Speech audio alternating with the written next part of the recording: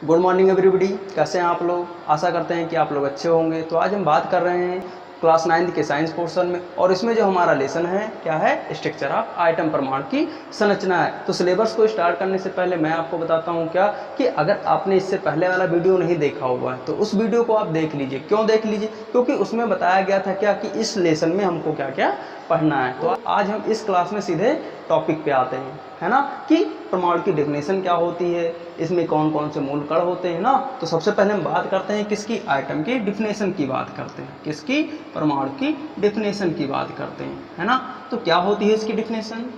किसी भी द्रव्य का वह सूक्ष्म कण जिनसे मिलकर अणुओं की रचना होती है और या किसी भी रासायनिक क्रियाओं में स्वतंत्रतापूर्वक भाग लेते हैं, उसे क्या कहा जाता है? परमाणु कहा जाता है, आइटम कहा जाता है। एक बार फिर डेफिनेशन बताई जाती है आपको कि किसी भी द्रव्य का वह सूक्ष्म कण जिनसे मिलकर अणुओं की रचना होती है और या किसी भी रासायनिक क्रियाओं में स्वतंत्रतापूर्वक भाग लेते हैं, उसी को क्या कहा जाता है? परमाणु कहा जाता है ना। अगर इसकी हम बात करते हैं कि इसके एग्जाम्पल्स क्या होते हैं, तो एग्जाम्पल्स आप जानते हो ना क्या होते हैं, है ना। अगर आपने आवर्त सारणी का नाम सुना हुआ है तो उसी को हम क्या कहेंगे कि आइटम के क्या है, ये एग्जाम्पल्स के भंडार है ना। क्यों है एग्जाम्पल्स के भंडार? क्योंकि जो आवर्त सारणी है हमारी, इसमें जो हमारे एलिमेंट्स हैं वह किससे मिलकर बने हुए हैं? परमाणुओं से ही तो मिलकर बने हुए हैं ना। मीन्स हम बात करते हैं आवर्त सारणी की, तो आवर्त सारणी में कितने ब्लॉक होते हैं आपके? तो आवर्त सारणी में हमने क्या बताया कि यहाँ पे लिखे हुए कितने ब्लॉक? 4 ब्लॉक लिखे होते हैं। तो पहले इधर जो खाना होता है इसको क्या बोला जाता है? आपका यस ब्लॉक बोला जाता है। साइड में क्या होता है आपका? तो उसे हम क्या बोलते हैं? पी ब्लॉक बोला जाता है। और जो बीच में स्थित होते हैं एलिमेंट्स, उनको क्या बोला जाता है? D block. और इन चार्ट के अलावा क्या होते हैं आपका? नीचे एक ब्लॉक बना होता है ना, तो उसको क्या बोला जाता है? आपका एफ ब्लॉक बोला जाता है। तो लगभग आपकी आवर्त सारणी में 103 तत्व पाए जाते हैं ना। और ऐसे ही क्या होते हैं, अन्य तत्वों के ऊपर रिसर्च चलता रहता है, और अगर उसमें से कोई नया एलिमेंट्स मिलता है तो उनका इसमें स्थान दे दिया जाता है, आवर्त सारणी में उनको स्थान दे दिया जाता है ना। तो हमने क्या कहा कि कोई भी आइटम है वह किससे मिलकर बना हुआ है? छोटे छोटे अणुओं से मिलकर बना हुआ है ना। तो हम बात करते हैं किसकी? H2O की बात करते हैं। जो हमारा जल है किससे मिलकर बना हुआ है ना। तो हम क्या कहते हैं कि जो हमारा जल है वह किससे मिलकर बना हुआ है? हाइड्रोजन और ऑक्सीजन से मिलकर बना हुआ है ना।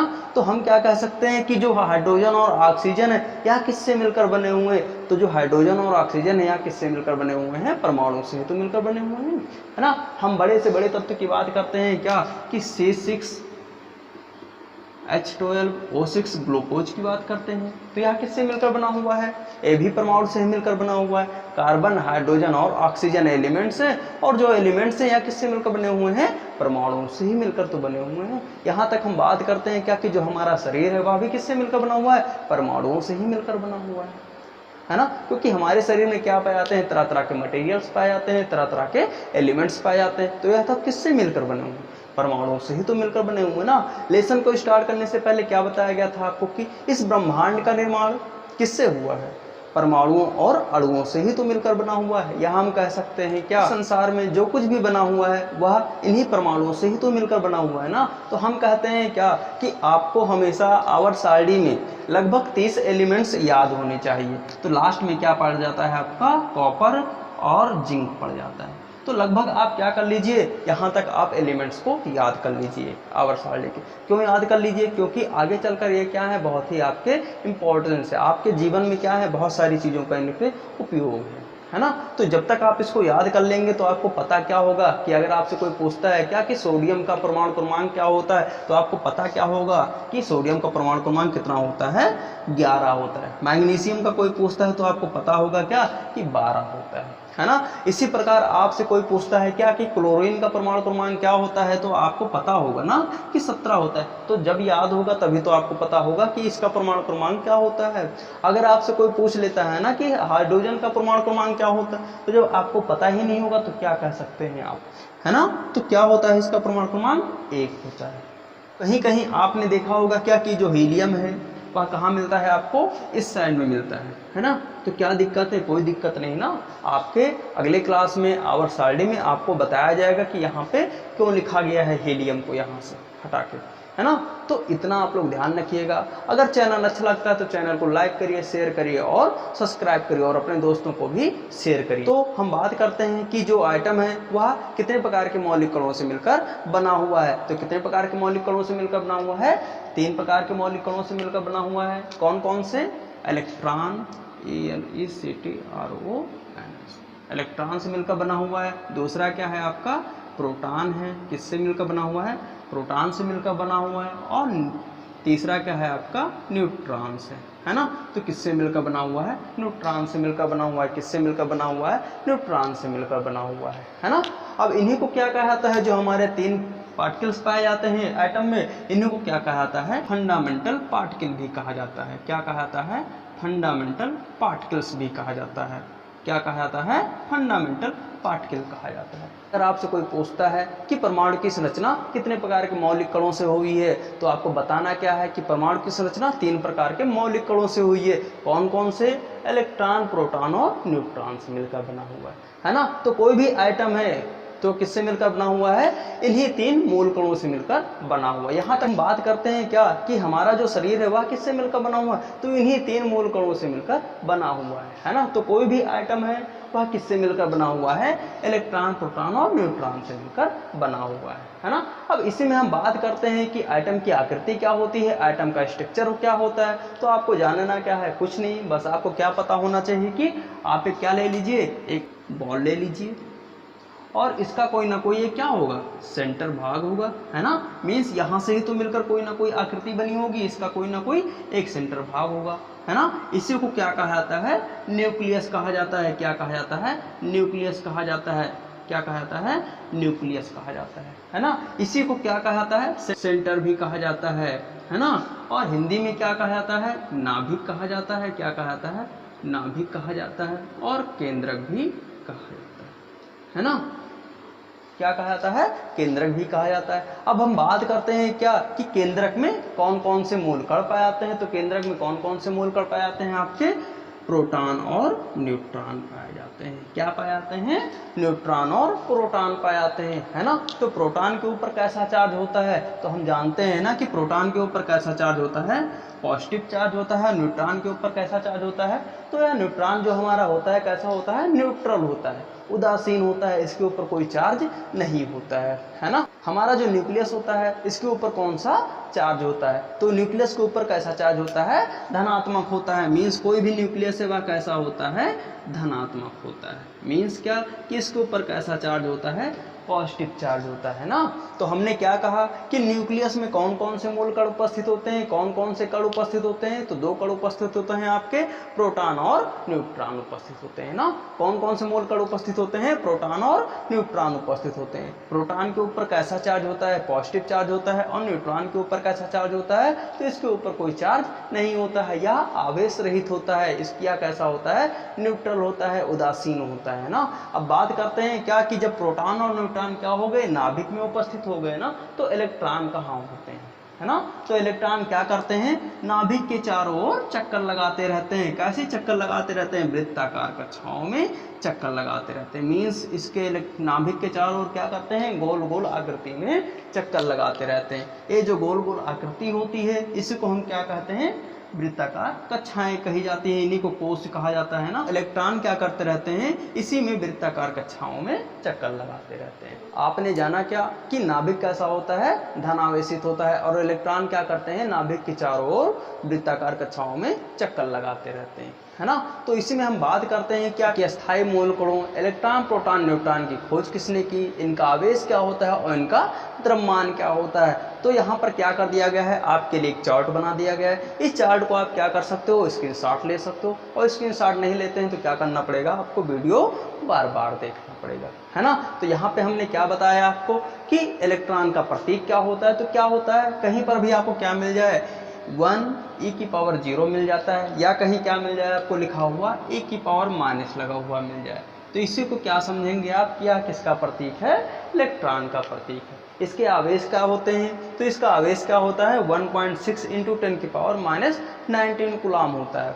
इसी में हम बात करते हैं क्या कि द्रव्यमान क्या होता है। तो द्रव्यमान के कितने यूनिट दिए गए यहाँ पे, 2 यूनिट दिया गया। पहला क्या दिया गया, ग्राम में, और दूसरा आपका एमयू में दिया गया। तो एमयू का फुल फॉर्म क्या होता है आपका, एटॉमिक मास यूनिट होता है। क्या होता है, एटॉमिक मास यूनिट होता है ना। तो इतने में तो किसी को कोई दिक्कत है नहीं। क्या बताया गया कि एटॉमिक मास यूनिट होता है एमयू का। तो जिस प्रकार हम क्या कर देते हैं कि बड़े बड़े पैमानों का प्रयोग किया जाता है, मीन्स क्या कि बड़े बड़े सामानों को यूज करने के लिए क्या किसका प्रयोग किया जाता है, किस यूनिट का प्रयोग किया जाता है मापने के लिए, कुंटल का प्रयोग किया जाता है। सब्जी लेना है आपको तो किसका प्रयोग किया जाता है, केजी का प्रयोग किया जाता है, किलो का प्रयोग किया जाता है। और लिक्विड कोई पदार्थ लेना है तो क्या करते हैं, हम लीटर का प्रयोग करते हैं। उसी प्रकार अगर हम पार्टिकल्स की बात करते हैं, छोटे छोटे कणों की बात की जाती है, तो उसकी जो यूनिट होती है कैसी होती है, एएमयू होती है। क्या होती है, एएमयू होती है, एटॉमिक मास यूनिट होती है ना। तो इसमें क्या बताया गया कि द्रव्यमान क्या होता है इलेक्ट्रॉन का, तो ग्राम में क्या होता है 9.1 × 10⁻³ kg होता है। और एएमयू में क्या होता है 0.005486 होता है। इसके खोजकर्ता कौन है, तो खोजकर्ता कौन है, जे टॉमसन है। और इन्होंने कब खोज की, तो 1897 में की, है ना। इसी प्रकार हम बात करते हैं क्या कि प्रोटॉन की खोज किसने की, तो प्रोटॉन की खोज किसने की, रदरफोर्ड ने की। कब की, 1919 में की, है ना। तो इसका प्रतीक क्या होता है, तो प्रतीक क्या होता है 1p1 होता है, या कहीं आपको क्या मिल जाएगा 1h1 मिल जाएगा। तो 1h1 क्या है आपका, यह क्या है, हाइड्रोजन का एक समस्थानिक है। तो हाइड्रोजन के कितने समस्थानिक होते हैं, 3 होते हैं, 1h1, 1h2 और 1h3 होता है ना। तो क्या मैंने बताया कि प्रोटॉन का प्रतीक क्या होता है, कहीं कहीं पे आपको 1p1 मिल जाता है या कहीं पे 1h1 मिल जाता है। तो यह क्या है, प्रोटॉन का प्रतीक है। इसका आवेश क्या होता है, तो इसका आवेश क्या होता है, आपने देखा क्या कि इलेक्ट्रॉन के आवेश में माइनस लगा हुआ है और यहाँ पे माइनस नहीं लगा हुआ। मीन्स क्या कि इसका आवेश क्या होता है 1.6 × 10⁻⁻19 कूलाम होता है ना। इसका द्रव्यमान क्या होता है ग्राम में, तो क्या होता है 1.6 × 10⁻27 kg होता है। और एएमयू में क्या होता है 1.00726 होता है ना। और खोजकर्ता कौन है, तो रदरफोर्ड। और कब खोज की, तो 1919 में की, है ना।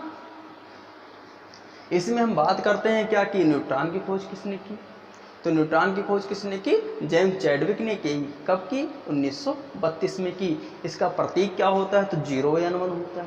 क्या होता है, 0n1 होता है। और इसका जो आवेश होता है क्या होता है, उदासीन होता है।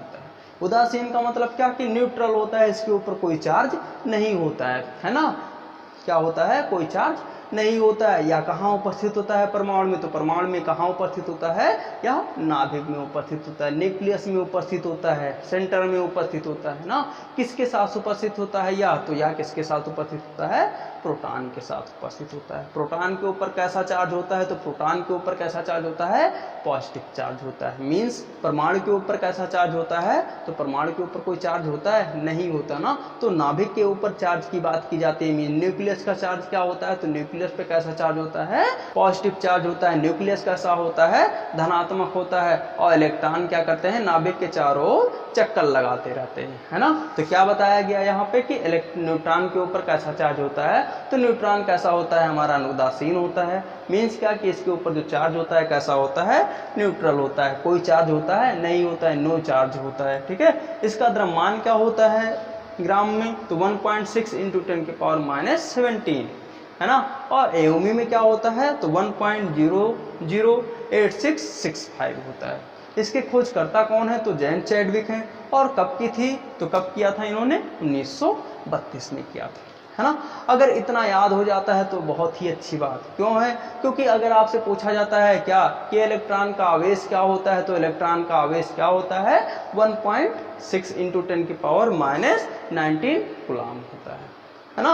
अगर आपसे कोई पूछता है क्या कि न्यूट्रॉन की खोजकर्ता कौन है, तो आपको पता होगा, याद होगा, तभी तो आप बताओगे ना कि जेम्स चैडविक होते हैं। और कब की थी, तो 1932 में किया था, है ना। अगर इतनी चीजें आपको क्या हो जाती हैं, याद हो जाती हैं तो अच्छी बात, नहीं याद होती हैं तो आपको हम खोजकर्ताओं के याद करने की एक ट्रिक देते हैं। मीन्स क्या कि आपको एक फार्मूला देते हैं। तो फार्मूला क्या है आपका, ईटा पर नाचे। क्या है, ईटा पर नाचे। तो यहाँ पे ई का मतलब क्या है, इलेक्ट्रॉन, और टा का मतलब क्या है, थॉमसन। मीन्स क्या हुआ कि इलेक्ट्रॉन की खोज किसने की, थॉमसन ने की, है ना। इसी प्रकार आपका पर है, तो पा का मतलब क्या है, प्रोटॉन, और रा का मतलब रदरफोर्ड। तो प्रोटॉन की खोज किसने की, रदरफोर्ड ने की। और नाचे यहाँ पे लिखा हुआ, तो नाचे में क्या हो गया, ना मीन्स क्या हो गया, न्यूट्रॉन, और चे मीन्स क्या हो गया, चैडविक। तो न्यूट्रॉन की खोज किसने की, चैडविक ने की, है ना।